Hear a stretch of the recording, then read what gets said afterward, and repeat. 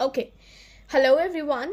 Welcome to my YouTube channel IELTS with Experts. So today in this video I'm going to teach you all something regarding the format of writing task 2 in a very simple language. This is basically on the demand of by one of my students, and he requested me few days back to prepare to shoot a video on this topic, writing task 2's format, and for the writing task 1's format, for getting the desired scores. So that's why today I'm here. And okay, so here let me clear one thing first of all. This is only for the students who just want to score 6 or 6.5, whose requirement is just of 6 to 6.5, or up to, I can say, 7, if that student is aware about the grammar rules and there is no mistake which is being done by the student. In that case, the person can get 7 bands if he or she will follow this particular format. However, if students want to score more than 7 or 7.5, or more than 8, like if they want to score more than 7, okay, so in that case I have already prepared the video. I have already uploaded the video on the writing task 2 format. Okay, so you can also go through that. So यहाँ पे I'll be explaining about the writing task 2's format, which is like for the students who just want to whose band requirement is just up to 7. Okay, so before starting, I would like to thank you all that you all are supporting me a lot, as I have observed that there are so many students also who just give comments, very good comments on my videos. So I would request you all to tell me the more topics on which I could make the video. Okay, and do subscribe my channel so that it could give me a great motivation to make the videos for you to learn and grow. Okay, so here now I'll start with the format then. As you all are aware about the thesis statements, even for the thesis statements हमारे पास there is a particular format, right? So अगर आप चाहते हैं कि ma'am हमें topic wise thesis statement हर एक की बता दे, तो मैं वो भी आपको बता दूंगी. ठीक है, आप मुझे कमेंट में मैसेज कर देना कि मैम हमें एक थीसिस के ऊपर ट्यूटोरियल चाहिए, तो मैं आपको वो भी सिखा दूंगी. अभी for the time being I will start with the body paragraph 1, right? That what is the structure of body paragraph 1 here. Okay बेटा, so body paragraph 1 is something about हमें क्या करना होता है, अपने व्यू पॉइंट्स को जस्टिफाई करना होता है. And here we will start with the two comments with या to initiate with, to begin with. So मैं अपने स्टूडेंट्स को नॉर्मली जो है वो टू कमेंट्स विद ही करवाती हूँ, तो आप टू कमेंट्स विद ही लिखना. ठीक है, टू कमेंट्स विद. अब नेक्स्ट बेटा, यहाँ पे हम क्या करते हैं, एग्जामिनर को बताते हैं कि हम इस पैराग्राफ में क्या लिखने जा रहे हैं. जैसे मान लो मैंने एक स्टेटमेंट ली एंड उस स्टेटमेंट में ये था कि mothers are the one who are good at parenting as compared to man, कि जो मदर्स हैं वो अपने बच्चों की लुक आफ्टर करने के लिए या टेक केयर करने के लिए दे आर द वन जो सबसे ज़्यादा रोल प्ले करते हैं एज कम्पेयर टू मैन. सो यहाँ पे हम एग्जामिनर को ये बताएंगे कि अगर मैं ऐसा मानती हूँ या अगर ऐसा मानता हूँ तो मेरे पास कितने सारे कारण हैं. सो देयर आर मैनी या फिर देयर आर मल्टीफेरियस. हमारे पास कितने सारे, द मल्टीफेरियस रीजन्स. अब मल्टीफेरियस को बेटा many, ample of, numerous, myriads of, ठीक है, ये भी लिख सकते हैं. There are multifarious reasons to justify. हमारे पास कितने सारे रीजंस हैं ये बताने के लिए, ये क्लैरिफाई करने के लिए, ये जस्टिफाई करने के लिए दैट टॉपिक हमारा कौन सा है, that mothers are considered. That mothers को क्या कंसीडर किया जाता है, are considered to be much better at parenting. Mothers को जो पेरेंटिंग में है वो क्या किया जाता है, बहुत ज़्यादा बेटर कंसीडर किया जाता है. मैंने एग्जामिनर को ये बता दिया मेरे पास कितने सारे रीजंस हैं. अब मैंने एग्जामिनर को क्या बताना है कि उसमें से पहला रीज़न मेरे पास कौन सा है. सो एग्जामिनर को बताने के लिए कि I am writing down here the first reason. So बेटा आप क्या करेंगे, यहाँ पे the first and foremost reason is या वन इज लिखेंगे। द फर्स्ट, कितने सारे रीजन हैं, तो मेरे पास पहला रीजन क्या है, इज दैट, अब मदर्स लिख लिया था, हम फीमेल्स लिख लेंगे मदर्स को, ठीक है। Females are the ones who have great understanding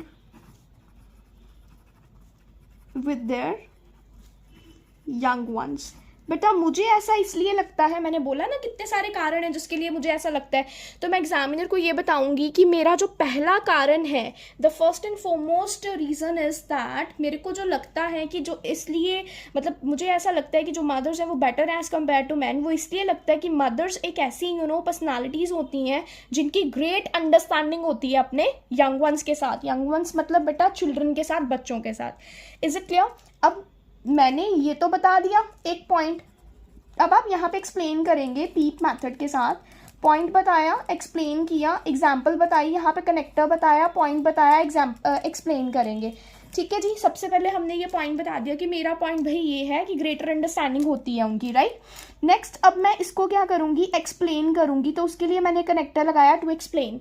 बेटा अगर आप कहते हो कि मैम हमें कनेक्टर्स के बारे में ट्यूटोरियल जो है वो चाहिए है, सो मैं आपको कनेक्टर्स के बारे में बता दूं, मैंने सुबह ही अभी वीडियो जो है, या मतलब थोड़ी देर पहले वीडियो जो है वो पोस्ट करी है, जिसका नेम है writing task 2 tips and tricks. So you can consider that as well. वहाँ पे आपको टास्क 1 टास्क 2 दोनों के सबके कनेक्टर्स बेटा जो हैं आपको मिल जाएंगे।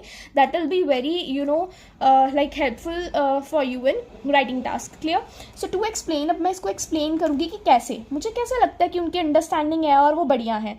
बेटा आप ये चीज़ बोलोगे कि मुझे इसलिए ऐसा लगता है बिकॉज की जगह पे आपने क्या लिखा, फुल स्टॉप डाल के to explain. Not only children feel comfortable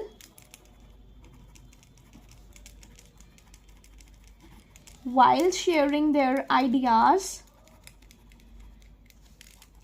and thoughts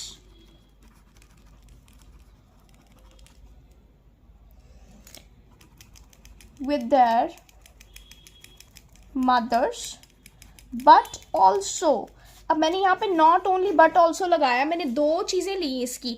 मैंने बोला कि सिर्फ बच्चे जो हैं वो अपनी मदर के साथ अपनी थॉट्स, अपने आइडियाज़ को शेयर करने में कंफर्टेबल ही नहीं फील करते, बल्कि क्या होता है यहाँ पे, हम सेकंड चीज़ यहाँ पे ये बताएंगे हमारे पास कि बल्कि but also they are the ones, या फिर ऑल्सो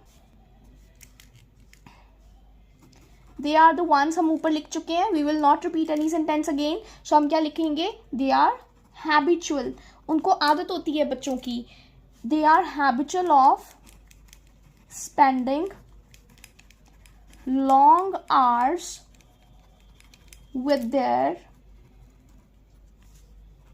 मदर्स।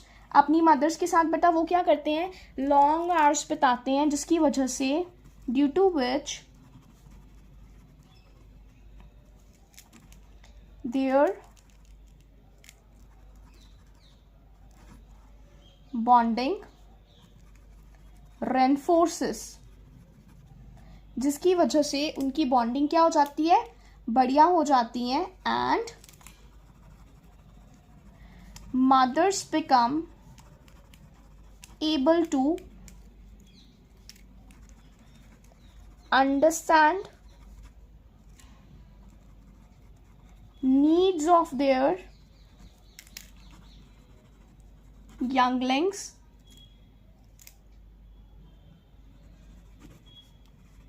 easily या conveniently।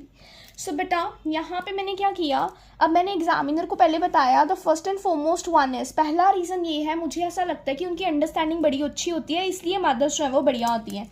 टू एक्सप्लेन, ठीक है, टू एक्सप्लेन में क्या आ जाएगा, मैंने बताया कि सिर्फ चिल्ड्रन जो है वो फील नहीं करते कंफर्टेबल अपने आइडियाज़ को शेयर करने के लिए, थॉट्स को शेयर करने के लिए अपने मदर्स के साथ, बल्कि वो क्या करते हैं। सो अगर आप नॉट ओनली बट ऑल्सो के साथ अपने आइडियाज़ लिखोगे तो डेफिनेटली ये क्या होगा, आपको कॉम्प्लेक्स स्ट्रक्चर बनाएगा, जिससे आपके स्कोर्स जो हैं वो बूस्ट डेफिनेटली होंगे ही होंगे। दे आर हैबिचुअल, और वो क्या बन जाते हैं, दे आर हैबिचुअल या फिर दे become habitual.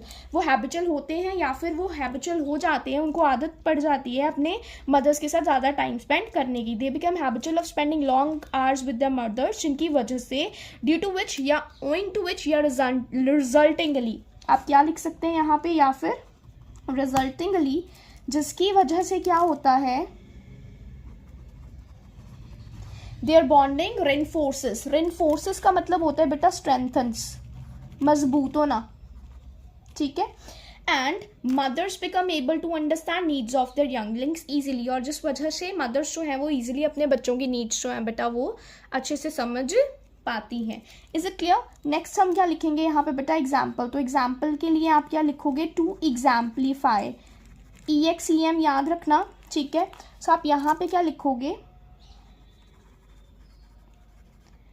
a survey was conducted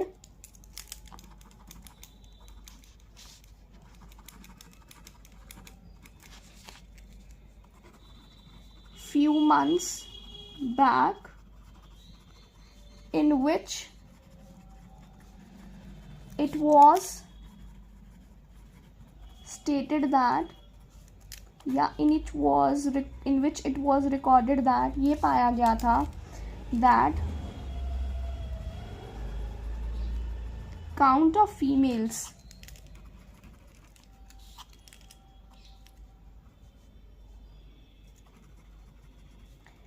who have shown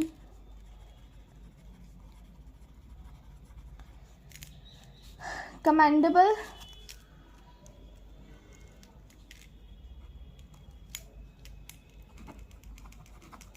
performances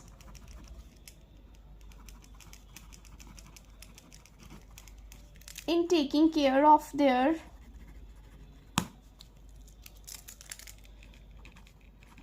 children, the count is more in comparison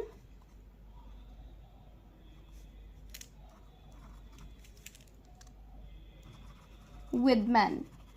That's all. Is it clear? So बेटा यहाँ पे आपने क्या किया, आपने यहाँ पे एग्जाम्पल जो है, बच्चे कहते हैं ना my mother is this, I have like this such kind of mother who understands me and who is better at parenting. No, you are not suppose to use the personal examples here. Is it clear to you all? आप बेटा personal examples जो है वो use नहीं करेंगे। अगर आप personal examples use करेंगे तो डेफिनेटली ये जो आपके स्कोर्स है वो कम कर देगा, बिकॉज ना ही हम पर्सनल प्रोनाउंस यूज कर सकते हैं, ना ही हम पर्सनल एग्जाम्पल्स यूज कर सकते हैं।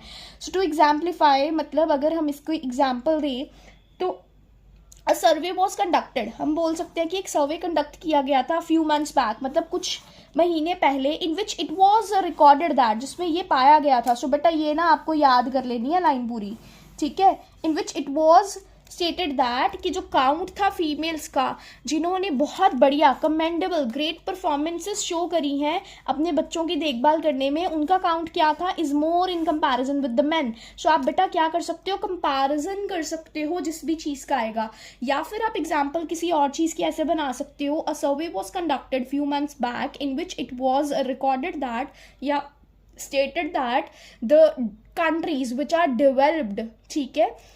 आप ये कह सकते हो ना कि कंट्रीज जो क्या है, जो डेवलप्ड हैं, या फिर सीधा ही आप लिख सकते हो कि in developed nation the percentage of females who are doing job is increasing expeditiously. Percentage ये देखी गई है कि जो डेवलप्ड कंट्रीज हैं वहाँ पे नंबर ऑफ फीमेल्स जो वर्क कर रही हैं, जॉब कर रही हैं, वो क्या है, वो ज़्यादा बढ़ रहा है। सो आप अपने अकॉर्डिंगली, मैंने एक एग्जांपल बता दी, आप इसको कर सकते हो। देन बेटा लास्ट क्या आ गया, 10 में आप क्या लिखोगे, result.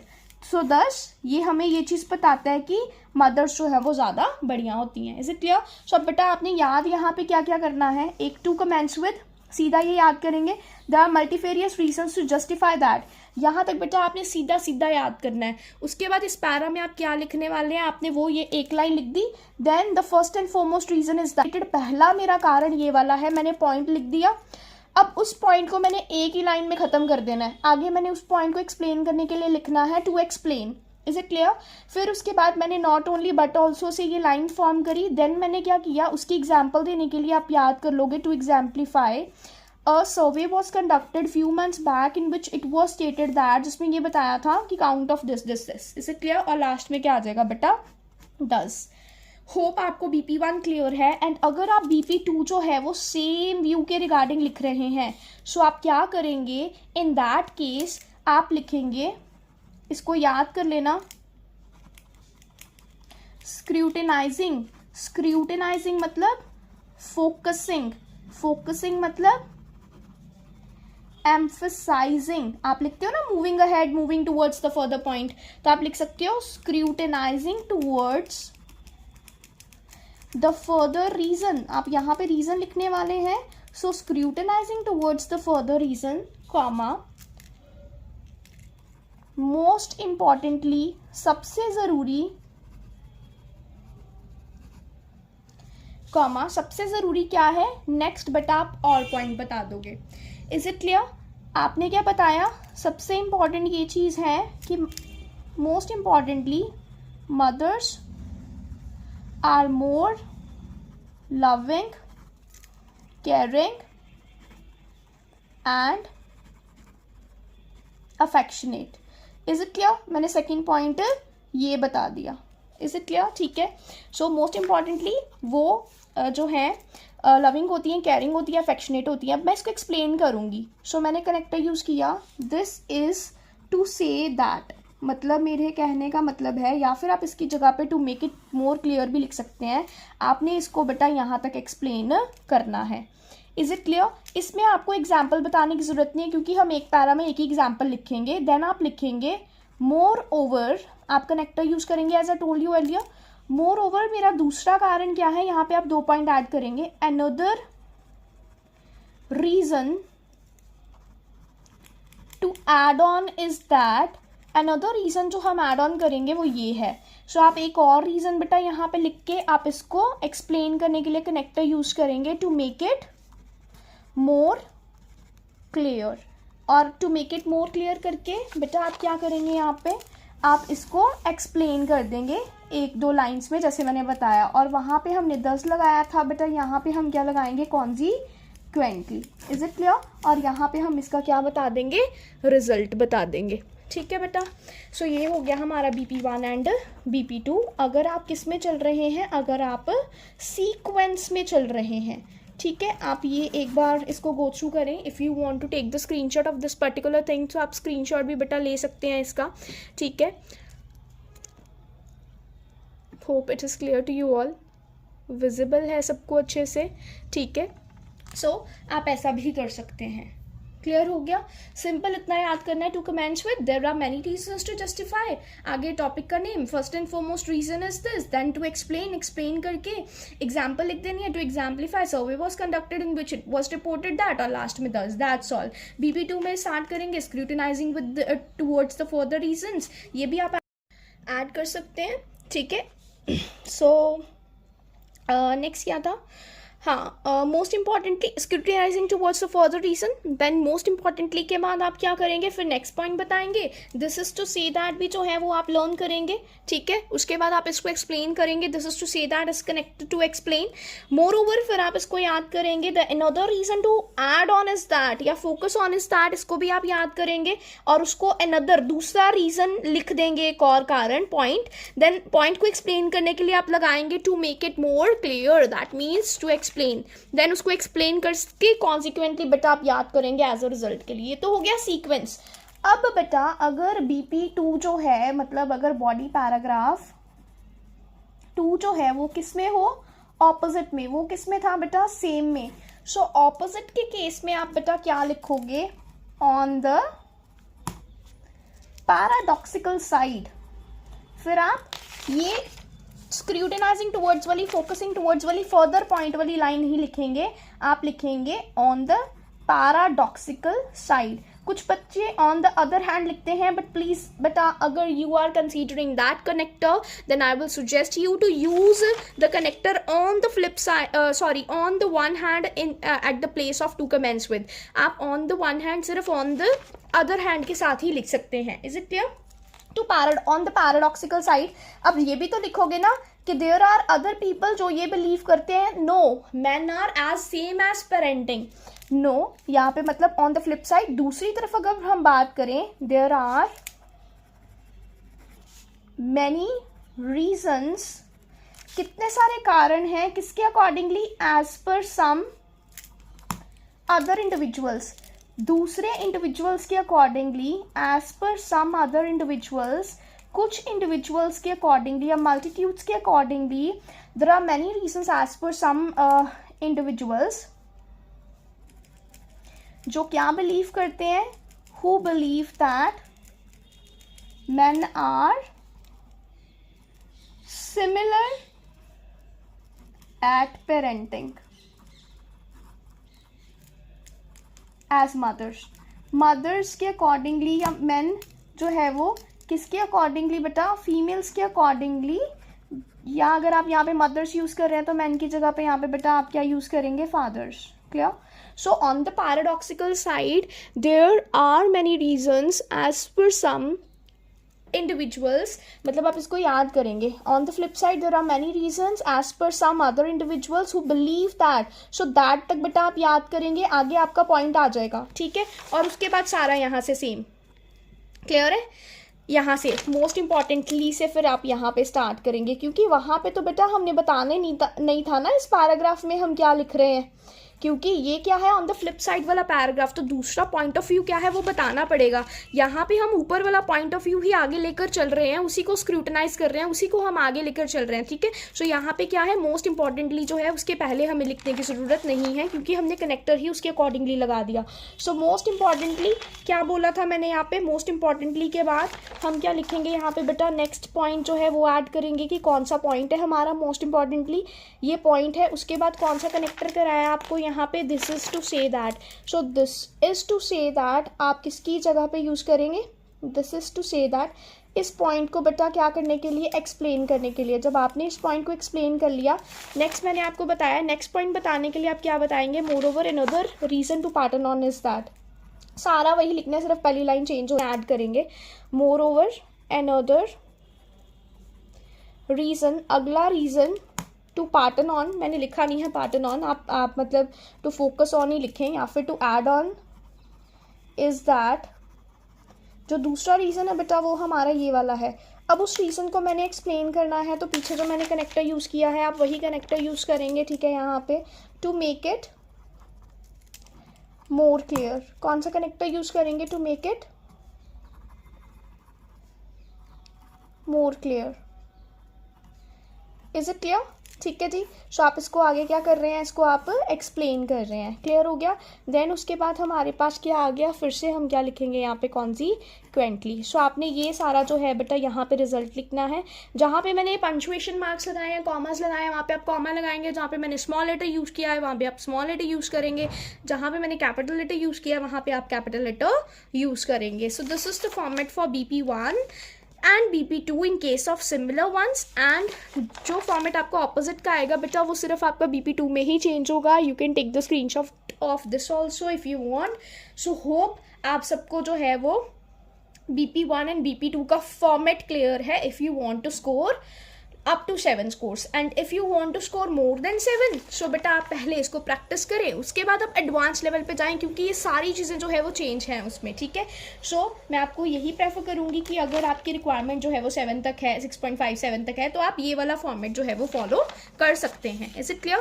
And this is proven, there are my students, many of the students जो अभी अब्रॉड चले भी गए हैं, ठीक है, वो अभी भी मुझसे टेम्पलेट्स जो है वो मांगते हैं, मतलब ये फॉर्मेट मांगते हैं। And this is like the demand of one of my students and he is like over there, so उसी ने ही मुझे मतलब ये बोला, रिक्वेस्ट किया कि मैम आप ये चीज़ जो है करके दो, उसका एग्ज़ाम है। सो दैट्स वाई मैंने सोचा कि क्यों ना इसको अपलोड किया जाए ताकि आपके लिए भी हेल्पफुल हो। Okay, so for more videos आप मुझे जो है वो कमेंट सेक्शन में प्लीज़ ज़रूर लिखें एंड इसको सब्सक्राइब करें।